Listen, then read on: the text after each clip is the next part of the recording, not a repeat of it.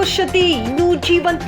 ದಲಿತ ಮಕ್ಕಳ ಊಟದ ತಟ್ಟೆ ತೊಳೆಯಲು ನಿರಾಕರಣೆ, ಬಿಸಿ ಊಟವೇ ಸ್ಥಗಿತ.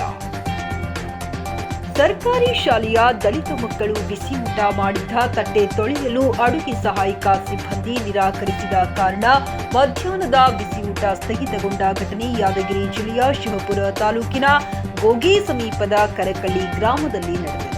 ಕರಕಳ್ಳಿ ಗ್ರಾಮದ ಸರ್ಕಾರಿ ಹಿರಿಯ ಪ್ರಾಥಮಿಕ ಶಾಲೆಗೆ ದಾನಿಯೊಬ್ಬರು 200 ಸ್ಟೀಲ್ ತಟ್ಟೆ ನೀಡಿದ್ದಾರೆ. ಆದರೆ ದಲಿತ ಮಕ್ಕಳು ಊಟ ಮಾಡಿದ್ದ ತಟ್ಟೆ ತೊಳೆಯಲು ಅಡುಗೆ ಸಹಾಯಕಿಯರು ನಿರಾಕರಿಸುತ್ತಿದ್ದಾರೆ.